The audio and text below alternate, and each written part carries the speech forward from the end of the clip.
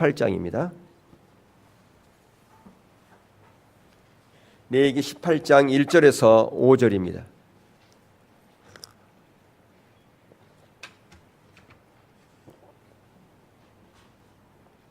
우리 한 절씩 교독하도록 하겠습니다. 여호와께서 모세에게 말씀하여 이르시되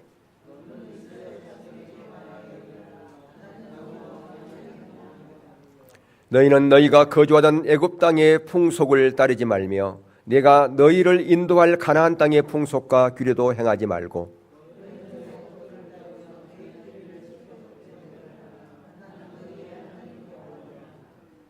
함께 봅니다. 너희는 내 규례와 법도를 지키라. 사람이 이를 행하면 그로 말미암아 살리라. 나는 여호와이니라. 아멘. 우리가 신앙의 연조가 조금 깊어지고 또 믿음이 자라나면 내가 하나님의 뜻대로 살고 싶습니다. 하나님의 기뻐하신 자리에 있고 싶습니다라고 하는 이런 거룩한 고백을 하게 되죠. 참으로 귀한 결단이요 고백입니다. 그런데 정말 내가 하나님의 뜻대로 살고 싶습니다. 하나님을 기쁘게 드리는 그런 내가 인생 살고 싶습니다라고 하는 그런 결단을 한 분이라면 우리가 스스로 우리 자신에게 질문을 던져봐야 됩니다.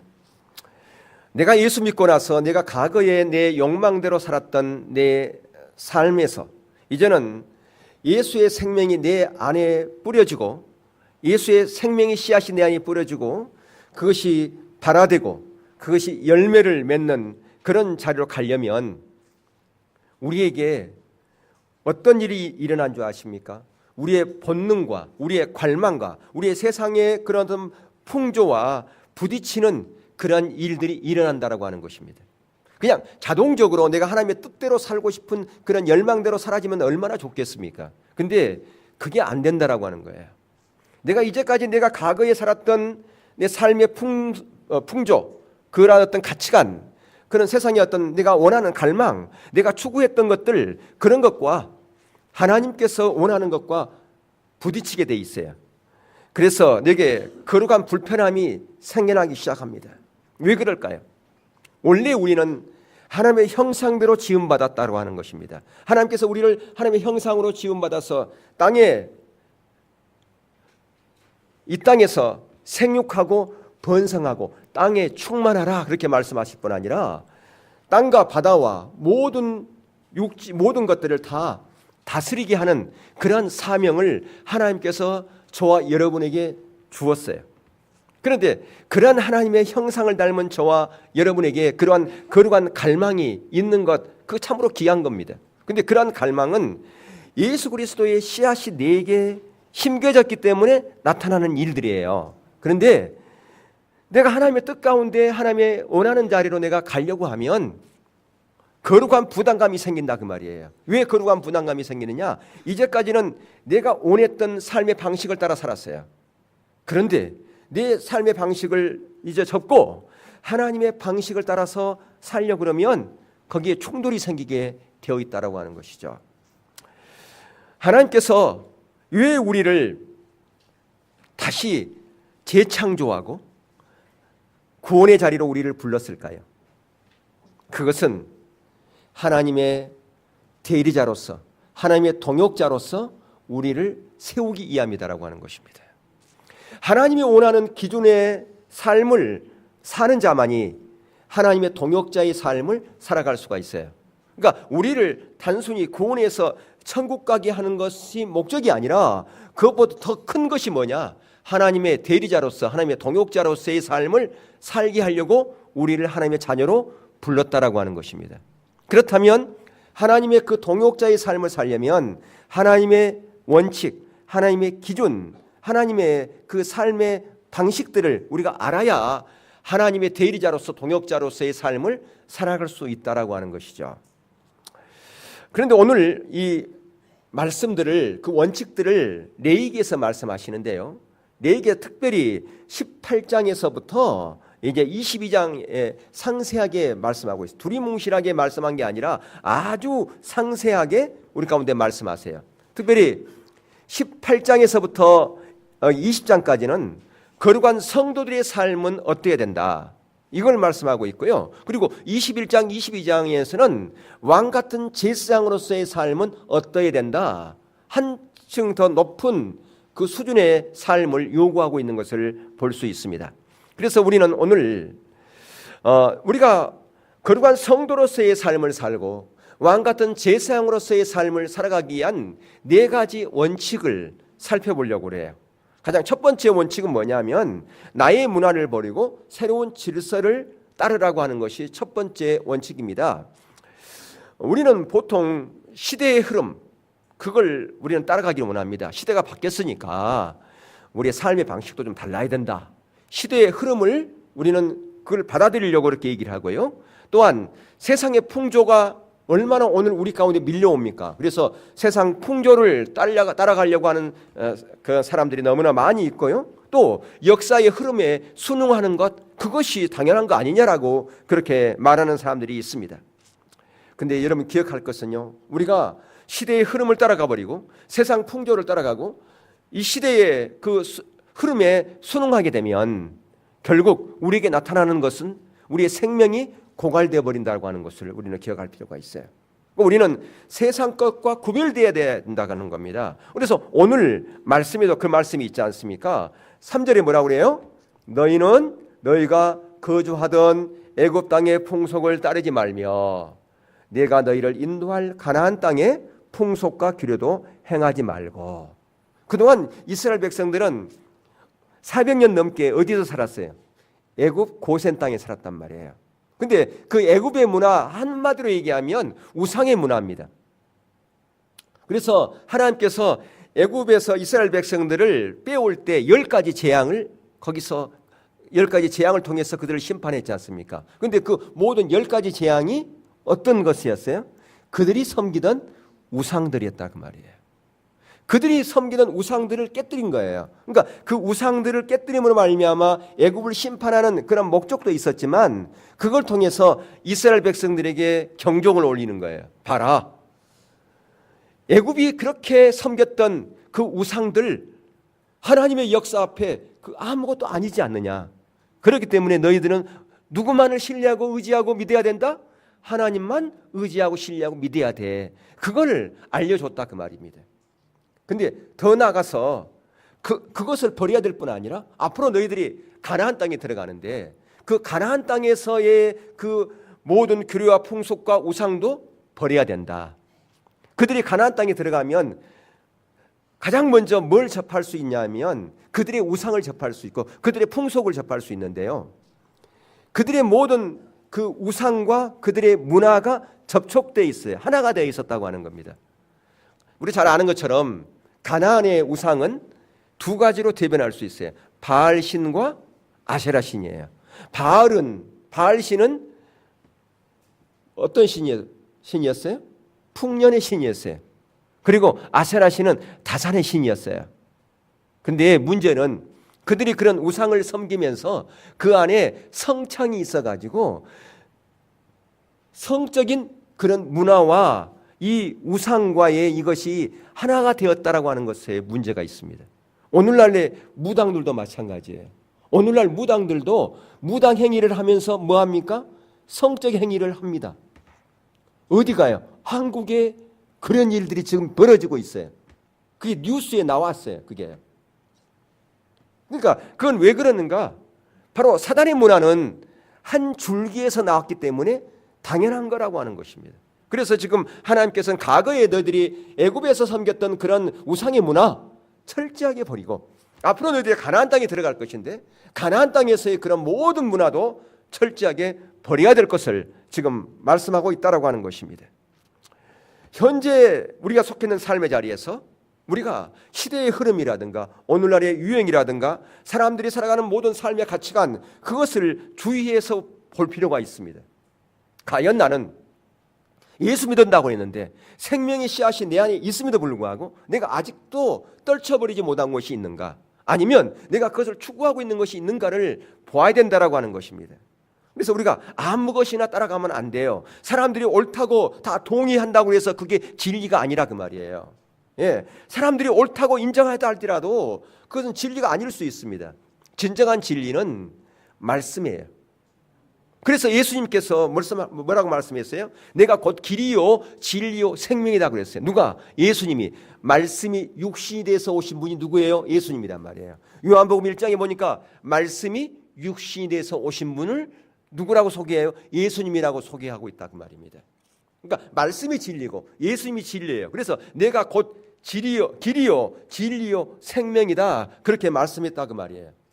말씀 아닌, 성경 말씀 아닌 곳은 진리가 있을 수 없고요, 예수님 아닌 곳에 진리가 있을 수 없다라고 하는 것입니다. 그래서 우리가 아무 것이나 사람들이 동조하고 사람들이 따라가고 사람들이 다 거의 호응한다고 그래가지고 거기에 우리의 마음을 붙이면 안 돼요. 그걸 따라가면 안 된다라고 하는 것입니다. 사람들의 움직임을 보고 진리를 선택해서는 절대 안 된다라고 하는 거예요. 우리는 누구만 바라봐야 돼요? 하나님만 바라봐야 된다라고 하는 것입니다. 물론 세상의 문화만이 위험한 것은 아니에요. 내 안에 그동안 살았던 옛 사람의 습관과 가치관도 조심해야 됩니다. 내가 그동안 살았던 어떤 삶의 방식, 그것이 계속해서 내게 자리 잡고 있는 사람들이 있어요. 그런 말이 있죠. 나이가 들면 사람이 잘 안 바뀐다, 이런 그런 말이 있지 않습니까? 왜 나이가 들면 사람들이 잘 안 바뀐다 그런 말을 할까요? 그러면 젊은이면 잘 바뀝니까? 아니야, 똑같아요. 인간은 똑같이 잘 안 바뀝니다. 뭐가 잘 안 바뀔까요? 그동안 살았던 모든 삶의 방식, 거기서부터 잘 이렇게 바뀌지 않는다라고 하는 거예요. 그 어떤 가치관의 이런 부분도, 그러니까 그 시대에 또 그 나라의 이런 어떤 시대적인 어떤 흐름, 또 아니면 이런 사상들, 이게 너무너무 중요합니다. 그동안 우리는 우상의 문화 가운데 있었어요. 나도 모르게 그런 어떤 신앙생활을 하면서부터 신앙생활을 하면서도 어떤 내가 갖고 있는 그런 모든 것들이 잘 안 바뀐다라고 하는 것이죠. 이 앞으로 이제 다다음 주면 이일수 목사님 오시잖아요. 그분이 처음 목회했던 하순 그 시골에서 목회할 때 거기서 그 무당이 예수 믿고 돌아왔어요. 근데 그 사람이 돌아와가지고 예수 잘 믿고 돌아가셨어요. 근데 처음 왔을 때 어떻게 예수 믿었을까요? 자기가 섬겼던 대상만 바뀐 거예요. 그래가지고 와가지고 이렇게 하더라는 거예요. 이렇게. 왜 그래요? 대상만 바뀐 거예요. 네. 그러니까 그동안 자기가 답습해왔던, 자기가 젖었던 그런 어떤 문화적인 것, 전통적인 것, 그것을 바뀐다고 하는 것, 바꾼다고 하는 것이 그만큼 어렵다고 하는 것을 말해주는 것이에요. 그러니까 우리 안에 오랫동안 내재되어 있고 자리 잡고 그것이 나의 하나의 어떤 가치관으로, 문화로 사로잡고 있는 것들이 있습니다. 그러니까 그거로부터 자유로워야 되는데 그것을 못 버리는 사람들이 있다고 말입니다. 내가 살아왔던 방식보다, 내가 익숙했던 원칙보다 하나님의 뜻이 더 소중하다고 하는 것을 우리는 기억할 필요가 있다라고 하는 것입니다. 왜? 그래야 우리는 계속해서 성장하게 되는 것이에요. 우리 안에 있는 그것들이 계속 나를 붙잡고 있으면 그 씨앗이 발화됐다가도요 멈춰버려요. 생명의 씨앗이 우리 가운데 부러졌는데 내가 아직 안 바뀌고 내가 돌짝밭 가운데 있어요. 내가 가시대만 가물에 있어요. 그러면 자라나다가 그 돌의 기운에, 덤불의 기운에 결실하지 못한다니까요. 또 내가 아주 강팍한 마음, 그 마음을 그대로 가지고 있어요. 근데 생명의 씨앗이 떨어져 봐요. 발화됩니까? 새 가서 먹어버립니다. 그 말이에요. 내 마음에 옥토밭이 돼야 돼요. 내 안에 있는 그런 거짓된 것들, 세상적인 것들, 세상의 유혹들, 그런 모든 것들을 다 제거하고 내가 추구했던 그런 내 마음을 빼앗고 있는 그런 우상들을 다 제거해야 내 마음의 심령에 변화가 일어나 내 마음이 옥토밭이 되어져서 거기에 생명의 씨앗이 떨어졌을 때에 발화되고 열매를 맺는 자를 간다 그 말입니다. 그게 바로 영적인 성숙이죠. 그렇기 때문에 우리는 배우고 훈련하는 일에 게을리해서는 안 됩니다. 여러분, 그렇게 계속해서 우리는 영적인 성숙을 위해서 사모하고 주님을 만나는 자리에, 주님을 찾는 자리에 나오시기를 주님의 이름으로 축원합니다. 그래서 하나님께서 어떤 예배를 원하는지, 어떤 제사를 원하는지, 무엇을 원하는지를 우리는 알아야 됩니다. 이스라엘 백성들은요 40년 동안 광야에 있으면서 놀라운 하나님을 경험했어요. 어떤 경험을 했을까요? 낮에는 구름 기둥, 밤에는 불 기둥이 그들을 인도했습니다. 그게 없었으면, 그게 하나님의 임재지요. 그게 하나님의 사랑이에요. 하나님의 은혜입니다. 그게 없으면 낮에는 너무너무 더워서 광야에서 살아갈 수가 없어요. 그러니까 완전히 천연 냉방 장치죠. 그리고 밤에는 또 그 광야 지역이 너무너무 추워요. 근데 거기에 인공 태양이 떠오른 거죠. 불기둥이죠. 그걸 통해서 자연 난방이 된 겁니다. 그래 거기 살아갈 수 있는 거예요. 그게 하나님의 은혜 아니겠습니까? 그것뿐 아니었어요. 만나와 메추라기를 통해서 그들이 심지 않고 가꾸지도 않았음에도 불구하고 먹을 것을, 그들의 필요를 해결했다 그 말입니다. 그래서 목마를 때는 반석이 터뜨려져서 그들의 먹을 것을 해결하고 40년 동안 신발이 닳지 않는 그러한 놀라운 하나님의 역사를 그들이 경험했습니다. 아멘. 예, 그게 하나님의 은혜죠. 하나님께서 그렇게 앞서가신다 그 말이에요. 그래서 그들을 그렇게 훈련해서 가나안에 들이기를 원했어요. 근데 중요한 것은 그래요. 그들이 지금 애굽에서 나와서 광야를 통과해서 결국은 어디에 들어갔습니까? 가나안에 들어갔죠. 근데 가나안에 들어가는 것이 그들을 하나님의 목적이 아니었습니다. 하나님의 목적은 뭐였어요? 결국 그것을 통해서 그 이스라엘 백성들이 하나님께 나오기를 원하신 거예요. 가나안이 목적이 아니고 누가 목적이었다? 하나님이 목적이었다 그 말입니다. 그런데 그 이스라엘 백성들은 그 모든 것을 놓쳐버렸어요. 그럼 뭘 추구했느냐? 하나님보다는 가나안을 추구했다 그 말입니다. 왜 그랬을까요? 가나안을 추구하면 가나안을 얻는 것이 하나님을 얻는 것이라고 생각했다 그 말이에요. 그러니까 오늘날도 마찬가지입니다. 가나안이 있어야 하나님을 잘 믿는다고 하는 그거 아니냐 이렇게 생각한다 이 말이에요. 근데 아니에요. 가나안이 있어도 하나님을 떠날 수 있습니다. 보세요. 지금 우리가 이제 열왕기하 큐티 다 마치고 이제 로마서로 들어가지 않습니까? 우리가 이스라엘이 완전히 멸망당한 것까지 봤어요. 열왕기하 끝나면서 남쪽 유다가 바벨론에 의해서 완전히 멸망당한 그 내용까지 다 끝났잖아요. 왜 이스라엘 백성들이 멸망당했습니까? 뭐가 없었어요? 가나안이 없었어요? 그들이 가나안 땅에 있었어요. 근데 뭐가 없었기 때문에? 하나님이 없었기 때문에 멸망을 당했다는 말이에요. 가나안이 있었지만 하나님이 없어요. 근데 가나안을 주신 목적은 궁극적으로 누구를 소유하라고? 하나님을 소유하라고. 아무리 놀라운 가나안이 있어도 하나님을 소유하지 못하면 멸망당할 수밖에 없다고 하는 것을 우리 가운데 교훈해 주고 있다고 하는 것입니다. 여러분, 세상 종교라고 하는 것은요, 자신의 어떤 심적인 열적인 갈망을 충족시켜주는 신을 만들어 놓고 믿고 따라가는 것입니다. 세상 종교는 다 그래요. 자기 어떤 심리적이고 또 어떤 영적인 갈망을 충족시켜줄 어떤 신을 만들어 놓고 따라가는 것이 세상의 종교예요. 그런데 기독교는 다릅니다. 기독교는 사람 중심이 아니에요. 하나님 중심이에요.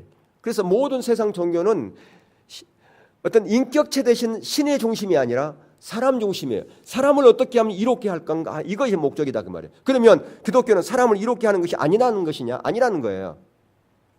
예, 다르다 그 말이에요. 그들은 오로지 어디에만 있느냐? 사람에게만 있어요. 신이 목적이 아니에요. 뭐냐? 신을 이용해서 자기 유익을 쟁취하는 것이 세상 종교다 그 말이에요. 뭘 이용해서? 신을 이용해서. 신을 이용하는 거예요. 신을 이용하는 것이 세상의 종교입니다. 근데 기독교가 하나님을 이용합니까? 근데 예, 하나님을 할 수도 있어요. 어떻게 되면? 신앙이 타락하면 하나님을 이용합니다. 하나님을 나의 출세의 대상으로 여깁니다. 근데 하나님은 그게 아니에요. 하나님은 신이에요. 하나님이세요. 하나님이 우리를 창조했어요. 우리가 하나님을 이용하려고 하면 그것은 잘못된 거라 그 말이에요. 근데 너무나 많은 사람들이 하나님을 이용해서 자기의 문제를 해결하고 자기의 어떤 것을 추구하려고 한다 그 말이에요. 아니라 그 말이에요. 여러분, 기독교는 그래서 종교의 영역에 들지 않습니다. 신앙이라고 해요. 신앙과 종교는 달라요. 세상에는 종교라 그렇게 얘기를 합니다. 근데 그 계시의 종교다, 그렇게 또 종교의 영역이 넣는다면 계시의 종교다 그렇게 얘기를 해요. 왜 계시의 종교라 그렇게 얘기할까요? 하나님이 먼저 우리 가운데 찾아오셨다 그 말입니다. 하나님께서 먼저 우리 가운데 찾아오셔서 우리 가운데 은혜를 베풀기를 원하셨다 그 말입니다. 그러니까 내가 특별해서가 아니라 전적인 하나님의 공유함심과 그분의 은혜로 우리를 택하시고 예정하시고 하나님의 때에 우리를 하나님의 자녀로 불렀다라고 하는 겁니다. 우리가 반응한 것이죠. 하나님이 먼저 우리를 아신 거예요. 예, 그게 바로 세상의 종교와 기독교와 다르다고 하는 것입니다. 그래서 우리의 기독교의 신앙을 인격적인 만남으로부터 시작한다. 우리가 여러 번 강조하지 않습니까? 기독교는 뭘로부터 시작한다고요? 인격적인 만남으로부터 시작한다라고 하는 것입니다. 왜? 하나님은 인격체이기 때문에 그렇다고 하는 것이죠. 그러니까 어떤 나무나 무슨 뭐 이런 돌이나 이게 아니라 그 말이에요. 하나님은 인격체다. 그렇기 때문에 인격체라고 하는 것은 만남을 통해서 이루어지는데 만나서 뭐 합니까? 의사소통이 있어야 되는 겁니다. 만나서 아무 얘기도 않고 있다 하면 무슨 일이 일어나겠습니까? 여러분, 친하면 친할수록 서로 주고받는 대화가 길어집니다. 그리고 속의말도 하게 됩니다. 속의말을 하게 되면 어떻게 됩니까? 상대방의 마음을 알게 됩니다. 상대방이 무엇을 어떤 것에 마음을 쏟고 있는지 무엇에 관심을 갖고 있는지 알게 된다 그 말입니다. 우리가 하나님과 만나서 그분과 의사소통이 깊어지면 그분의 의도와 목적을 선명하게 인식하게 됩니다. 그러니까 선명하게 인식하게 되면 어떻게 할까요? 우리가 거기에 반응하게 돼 있습니다. 그게 신앙이에요. 그게 우리의 인생이 우리의 삶이다 그 말이에요.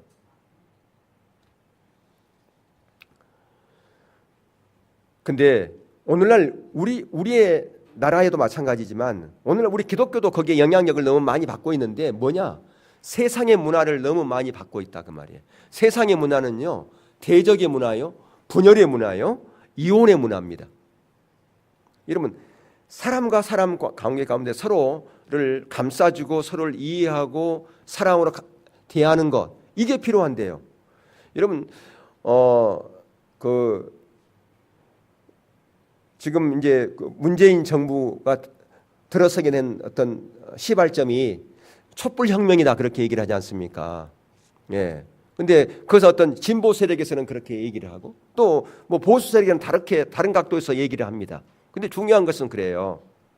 진보든 보수든 다 기이한 부분이 있어요. 그러니까 진보는 나쁘고 보수는 좋아. 보수는 나쁘고 진보는 좋아. 그렇게 해서는 절대 안 돼요. 진보도 필요하고 보수도 필요해요. 근데 문제는 그것이 대적의 문화, 분열의 문화 가운데 있다면 문제다 그 말입니다. 왜 대적하느냐? 왜 분열이 일어나느냐?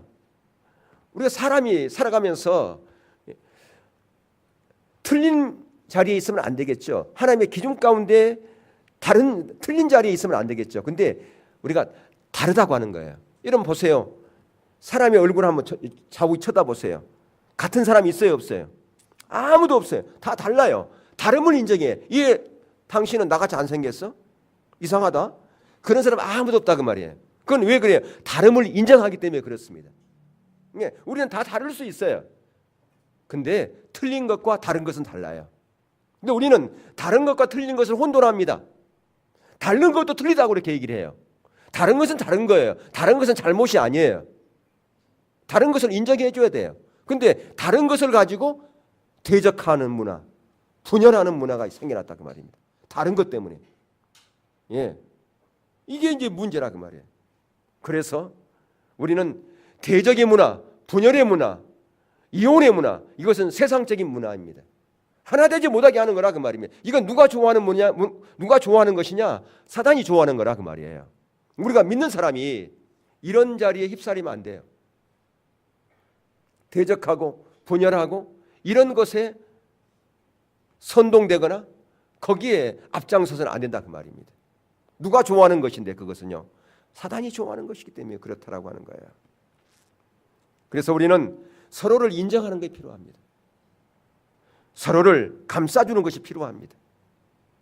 인정해 줄 필요가 있어요. 우리는 이런 악한 질서의 가운데 우리가 놓여 있습니다. 왜 그러냐? 우리는 세상 문화와 접하니까. 그런데 거기서 중요한 것은 우리 자신을 지킬 수 있어야 된다고 하는 겁니다. 우리는 하나님의 자녀고 우리에는 하나님의 생명의 씨앗이 있는 자이기 때문에 그렇다라고 하는 것이에요. 자, 그래서 오늘 본문에도 보면 3절에도 5절에 그러잖아요. 너희는 너희 거주하던 애굽 땅의 풍속, 그다음에 앞으로 너희들 들어가는 가나안 땅의 그런 풍속이나 규속 규례도 행하지 말고 누구의 법대로? 내 법대로 따르며 내 규례를 지켜 그대로 행하라. 나는 너희의 하나님 여호와이니라. 너희는 내 규례와 법도를 지키라. 사람이 이를 행하면 그로 말미암아 살리라. 나는 여호와이니라. 그렇게 말씀하셨어요. 자, 신약에 와서 이 말씀을 좀 더 우리 확대해서 가면요, 에베소 4장 17절 이하의 말씀을 보시면요, 거기에 이렇게 돼 있죠. 그러므로 내가 이것을 말하며 주 안에서 증언하노니 이제부터 너희는 이방인이 그 마음에 허망한 것으로 행한 같이 행하지 말라. 누구요? 이방인. 예, 이방인이 누굽니까? 예수 안 믿는 사람 다 이방인입니다. 근데 그 마음에 허망한 것 같이 그들이 추구하는 것은요, 다 허망한 것이에요. 왜? 그들은 언젠가는 다 이 땅 가운데서 죽을 것인데 그들이 붙잡고 있는 것 가지고 죽어서 가지고 갈 사람 있어요, 없어요? 없어요. 다 허망한 것이라 그 말이에요. 그들의 총명이 어두워지고 그들 가운데 있는 무지함과 그들의 마음이 굳어짐으로 말미암아 하나님의 생명에서 떠나 있도다. 예. 그들이 감각 없는 자가 되어 자신을 방탕에 방임하여 모든 더러운 것을 욕심으로 행하되 오직 너희는 그리스도를 그같이 배우지 아니하였느니라. 21절부터 함께 읽겠습니다. 시작. 진리가 예수 안에 있는 것 같이 너희가 참으로 그에게서 듣고 또한 그 안에서 가르침을 받았을진데 너희는 유혹의 욕심을 따라 썩어져가는 구습을 따르는 옛사람을 벗어버리고 오직 너희의 심령이 새롭게 되어 하나님을 따라 의와 진리의 거룩함으로 지으심을 받은 새 사람을 입으라. 아멘. 우리는 새 사람을 입어야 된다 그 말입니다. 하나님의 생명의 씨앗이 우리 가운데 있기 때문에. 여러분, 법이라고 하는 것은 규제하고 심판하기 위해서, 벌 주기 위해서 법이 있는 것인가요? 아니에요. 법은요, 보호하기 위해서 있는 것이에요.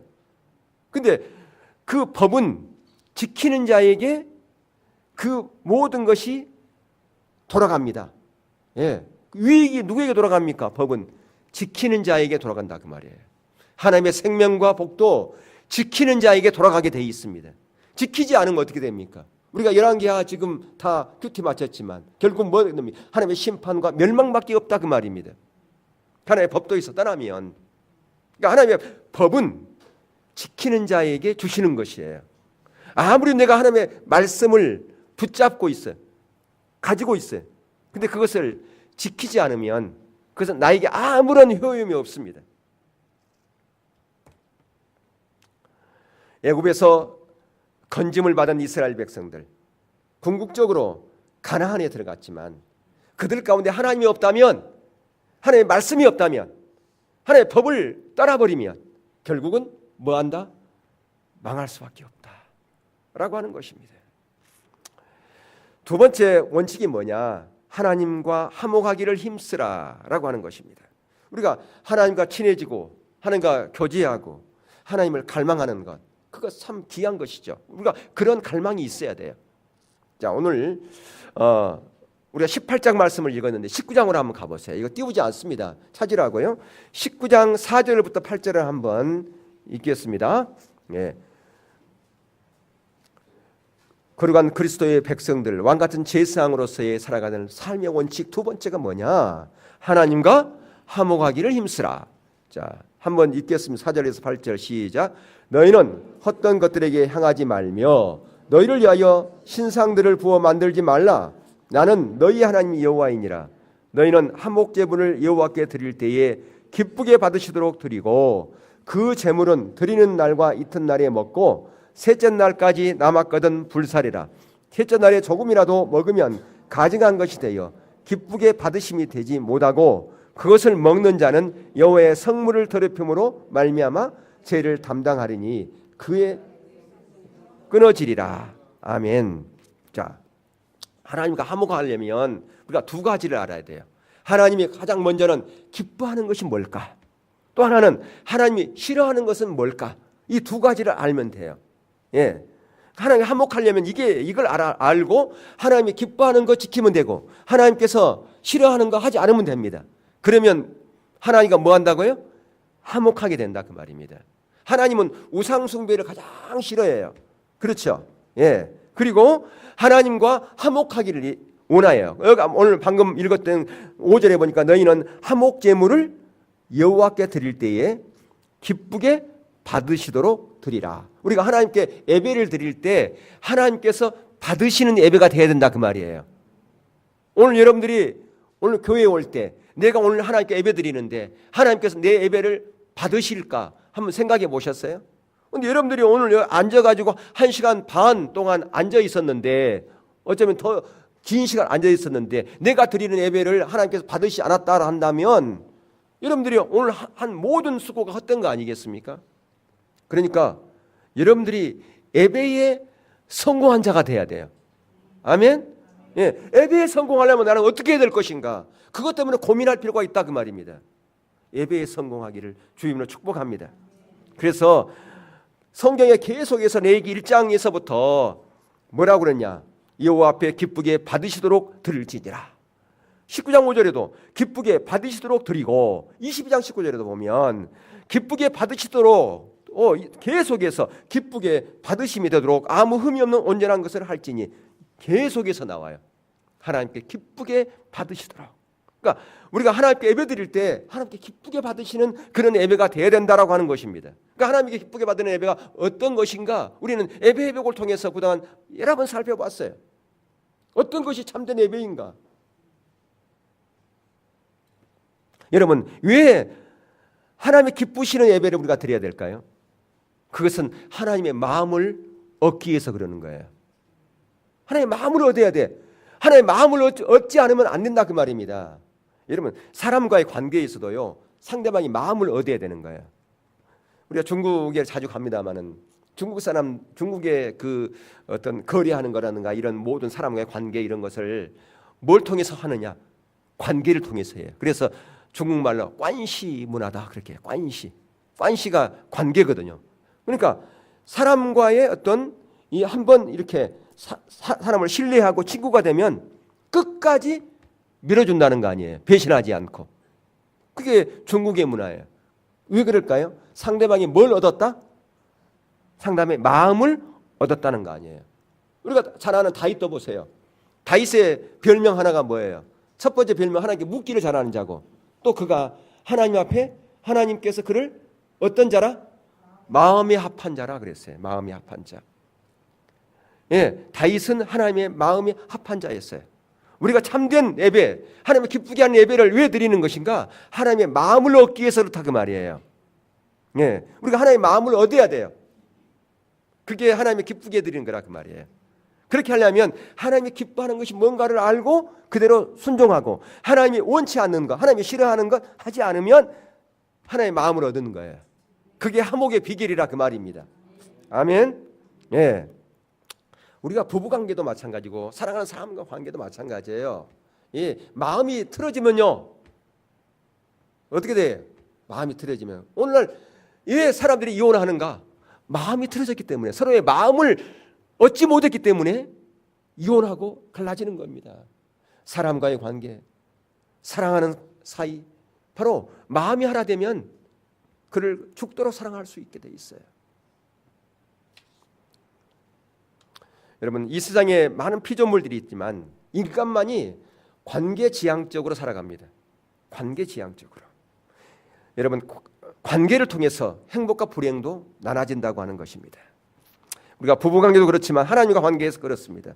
레위기 18장에서 22장에서 특별히 성결한 삶을 강조하고 있어요. 성결한 삶. 근데 성결한 삶이 되려면 하나님과 관계 가운데 온전한 관계 가운데 있어야 된단 말이에요. 관계가 깨뜨려지면요 온전한 성결한 삶으로 살아갈 수 없어요. 그래서 이 관계 회복을 위해서 하나님께서 구약에서 무슨 제도를 만들었어요? 제사 제도를 만들었단 말이에요. 하나님과 관계 회복을 하라고. 그래서 속죄제와 속건제가 있는 거예요. 회개하라고. 그리고 우리가 헌신, 더 하나님께 결단하라고 번제가 있는 거라 그 말이에요. 연락되는 예물이 있고 연락되지 않는 예물이 구약에도 있었어요. 마음 중심에서 정말 하나님을 갈망하고 하나님을 사랑하는 그런 마음으로 내가 오늘 예배에 하나님을 만나러 간다라고 하는 그런 마음을 가지고 와야 돼요. 예배는 하나님을 만나는 것이 주안점이에 두어야 돼요. 예배는 왜 우리가 드리는 것인가? 하나님 만나기 위함입니다. 하나님과 더 친밀한 교제로 나가기 위함이에요. 이게 없으면 예배에 실패한 거예요. 그리고 또 오늘 19장 6절에 보니까 제물을 드리는 날과 이튿날에 먹고 셋째 날까지는 뭐 하라고요? 셋째 날 남은 것 어떻게 하라고요? 다 불사르라. 그때 냉장고가 없어가지고 좀 더 오래된 음식은 상하기 때문에 그렇죠. 식중독 걸릴까 봐. 그럴까요? 예, 그게 아니고 하나님과 교제는 이틀 이상 끊어지면 안 된다는 거예요.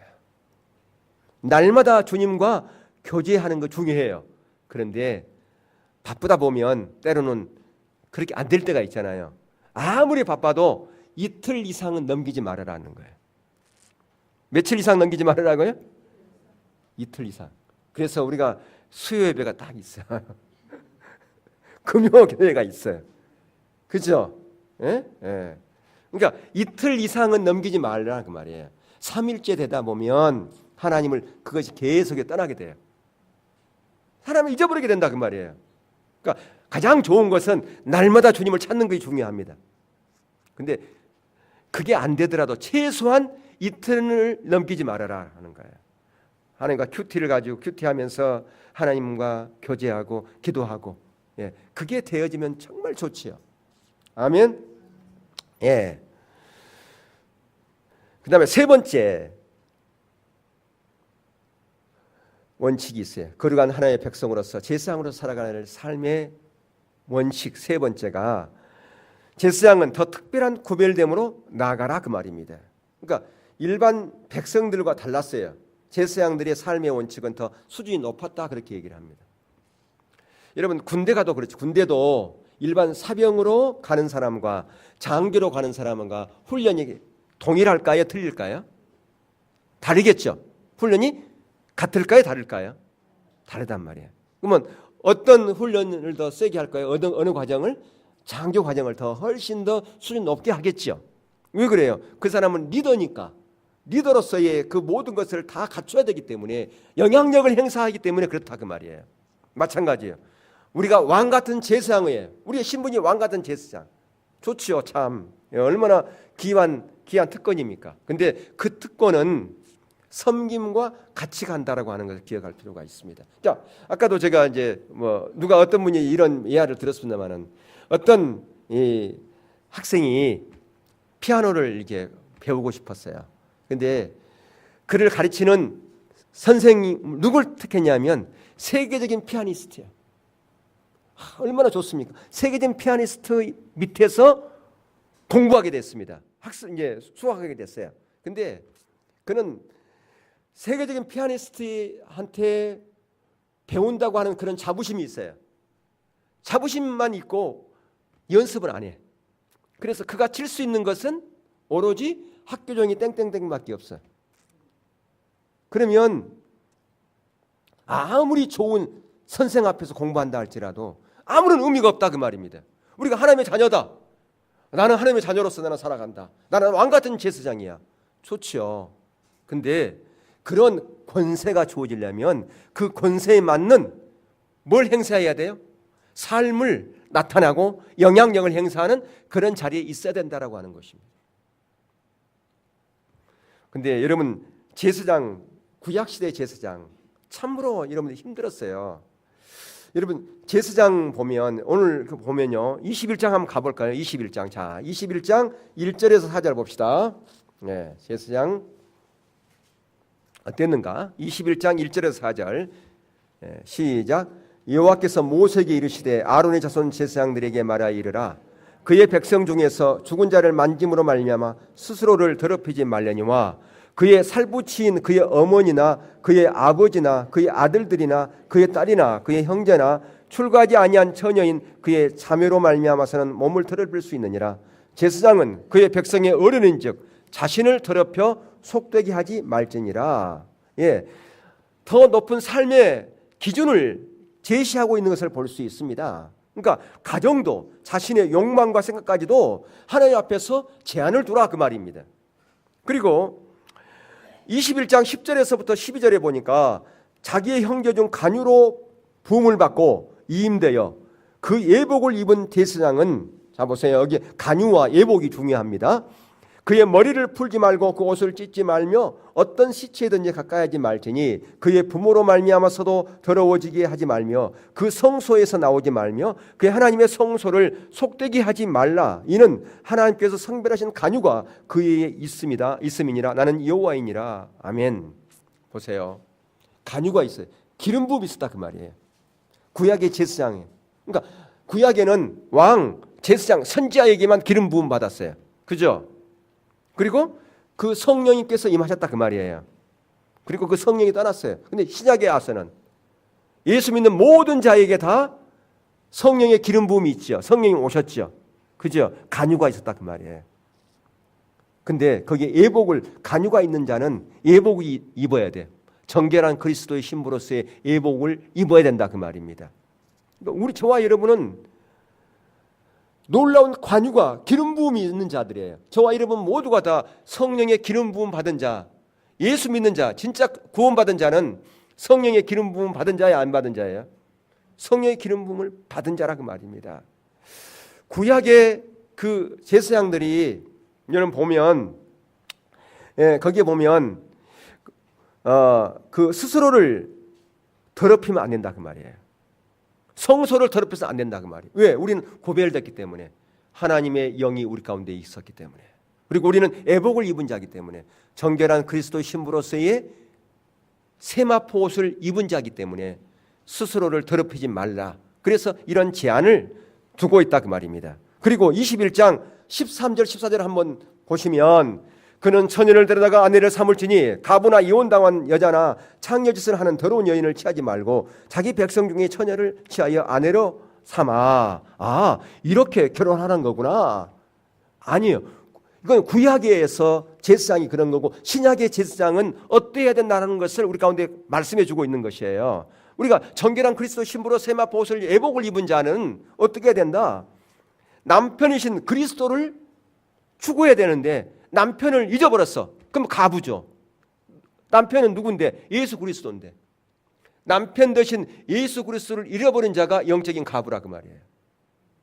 그걸 지금 얘기하고 있어요. 그리고 그 이혼당한 자 뭡니까? 타락하여 하나님으로 쫓겨났다 그 말이에요. 하나님 쫓겨나가지고 이스라엘과 같이 멸망당하는 그런 처지에 놓인 자, 그게 바로 이혼당한 자예요. 그 다음에 창녀짓을 하는 더러운 여인, 무엇을 얘기합니까? 세상의 물질, 세상의 풍조, 세상의 문화, 거기에 빠져가지고 그런 정욕에 사로잡혀가지고 거기서 헤어나지 못한 사람, 거기에 그 영향력 아래에 있는 사람, 그게 뭐냐? 창녀짓을 하는 더러운 여인이라 그 말이에요.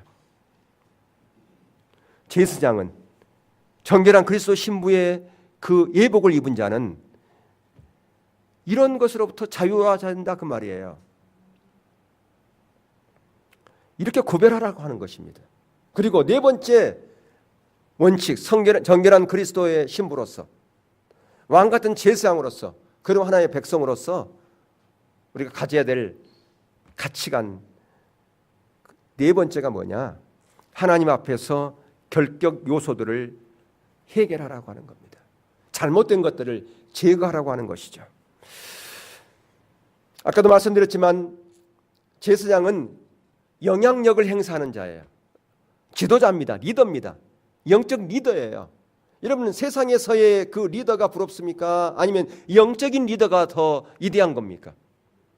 여러분, 대통령이라 할지라도 하나님을 믿지 않는 자라면 그거 우리가 부러워할 필요가 없어요. 우리는 대통령보다 더 높은 위치에 있는 자들입니다. 왜? 우리는 왕 같은 제사장이에요. 예. 세상의 대통령은 그냥 왕일지 모르지만 우리는 제사장이다. 그러니까 그것도 어디에? 하나님 나라에서의 왕이요 제사장이다 그 말입니다. 선지자라 그 말이에요. 비교할 필요가 없어요. 그런데 이 제사장은 이런 영적인 모든 가치관을 바로 우리가 세워야 될 뿐 아니라 거기에 윤리적인 것까지도 수준을 높일 필요가 있다고 하는 것을 봅니다. 아까도 제가 군대 얘기를 했습니다마는 자 21장 17절에서부터 23절 거기 보시면 우리가 왕 같은 제사장으로서 하나님의 대리자로서 동역자로서 삶을 살아가려면 어떻게 해야 되는가? 자, 이제 한번 볼까요? 21장 17절에 23절 좀 긴데 그렇다 할지라도 같이 읽겠습니다. 시작. 아론에게 말하여 이르라. 누구든지 너희 자손 중 대대로 육체에 흠이 있는 자는 그 하나님의 음식을 드리러 가까이 오지 못할 것이니라. 누구든지 흠 있는 자는 가까이 하지 못할지니 곧 맹인이나 다리 저는 자나 코가 불안전한 자나 지체가 더한 자나 발 부러진 자나 손 부러진 자나 둥 굽은 자나 키 못 자는 자나 눈에 백막이 있는 자나 습진이나 버짐이 있는 자나 고안 상한 자나 제사장 아론의 자손 중에 흠 있는 자는 나 여호와께 하제를 드리지 못할지니 그는 흠이 있을즉 나와서 그의 하나님께 음식을 드리지 못하느니라. 그는 그의 하나님의 음식이 지성물이든지 성물이든지 먹을 것이나 휘장 안에 들어가지 못할 것이요 제단에 가까이 하지 못할지니 이는 그가 흠이 있음이니라. 이와 같이 그가 내 성소를 더럽히지 못할 것은 나는 그들을 거룩하게 하는 여호와임이니라. 아멘. 자, 제사장은 신체적 결함이 없어야 된다. 건강해야 된다. 왜 그럴까요? 또 한편으로는 이해가 됩니다. 여러분 구약시대 제사장은요 몸이 약하면 제사장이 일 못합니다. 왜 그럴까요? 제사장이 하는 일이 굉장한 중노동이에요. 황소 때려잡으려 봐요. 그 아무나 할 수 있어요? 제사장이 하는 일이 뭐예요? 소 잡는 거예요. 양 잡는 거예요. 염소 잡는 거잖아요. 그렇지 않아요? 그리고 그 성소에 의자가 있나요? 피곤하면 좀 앉아있을 수 있는 공간이 있나요? 어쩌면 하루 종일 서서 섬겨야 되는데 얼마나 힘들었겠습니까? 여러분 때로는 우리가 주일을 하다 보면 정말 피곤하게 일할 수 있어요. 그러나 중요한 것은 섬김이 하나님 자녀의 특권에 관한 사실을 알면 그것이 더 이상 내게 짐이 아니라고 하는 것입니다. 그게 기쁨이고요. 예, 그게 하나님의 큰 상급이라고 하는 것을 알면 거기에 대한 부정적인 마음이 들지가 않습니다. 근데 이것은 뭐냐면 높은 수준의 삶을 요구하는 것인데요. 그게 단순히 어떤 신체적인 결함 뭐 그런 것을 오늘날 얘기한 게 아니라 그 말이에요. 거기에 보면 비록 그들이 거기에 제사장의 역할은 감당하지 못하지만 거기에 있는 모든 음식은 같이 먹는다 그렇게 되어 있지 않습니까? 하나님 주신 모든 것은 다 누릴 수 있다 그 말이에요. 그럼 이건 뭘 얘기하는 것인가? 제사장의 섬김을 제한한 영적인 결정 요소들이 있는데요. 그것을 영적으로 우리 해석하면 이렇습니다. 가장 먼저 보세요. 맹인이 있죠. 맹인은 뭐예요? 영적으로 보지 못한 자라 그 말이에요.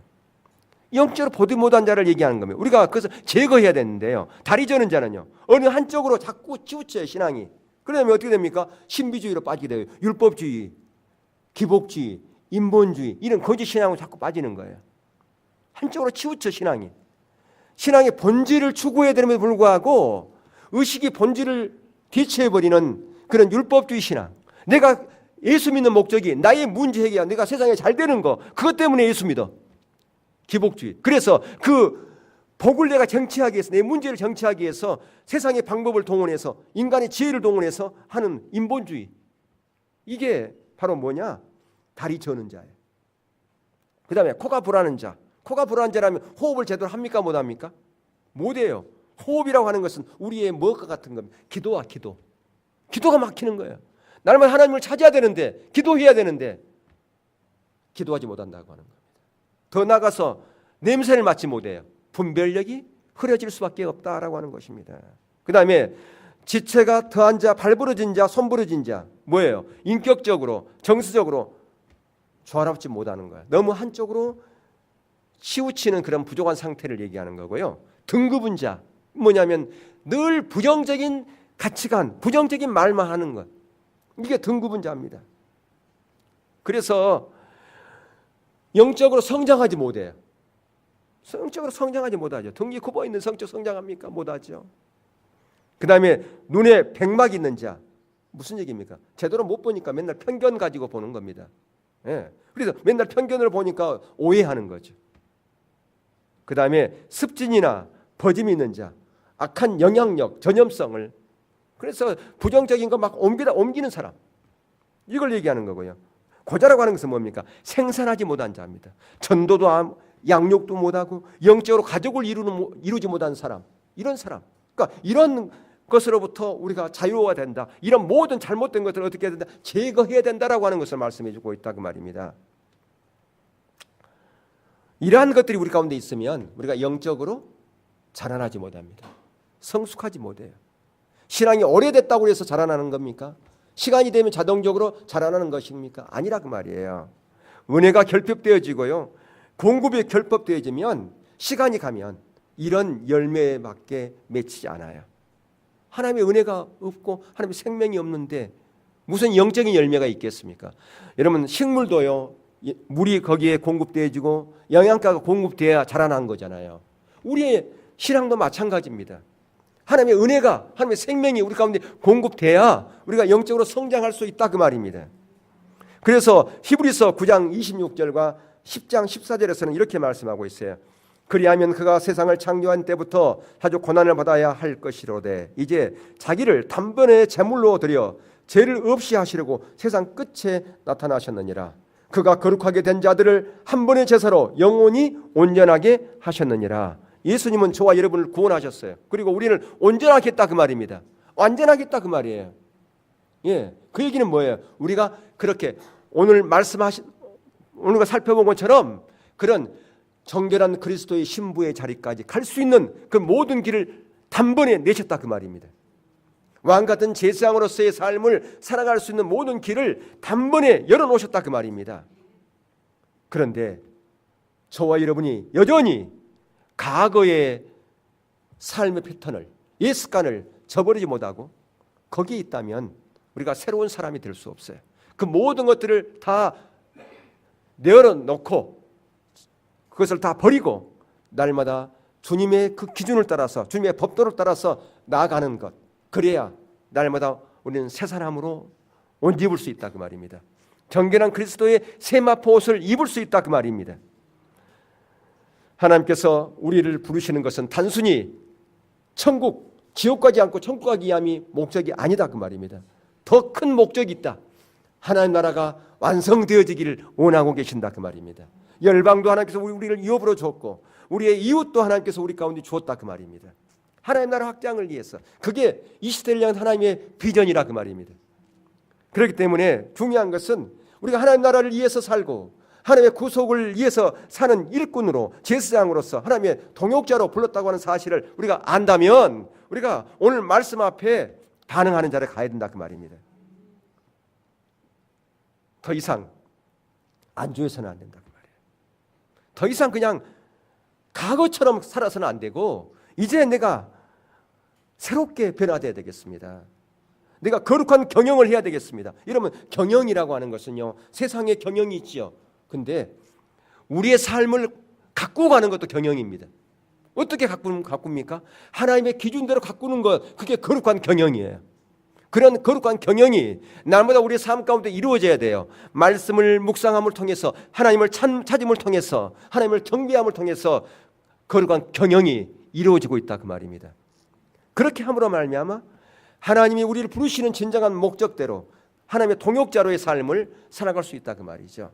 원하기는 저와 여러분의 모든 삶 가운데, 우리 인생 가운데 정말 하나님이 기뻐하시는 그런 자리로, 하나님의 동역자의 자리로 날마다 나아갈 수 있기를 주님의 이름으로 축원합니다. 우리 경배해 드리겠습니다.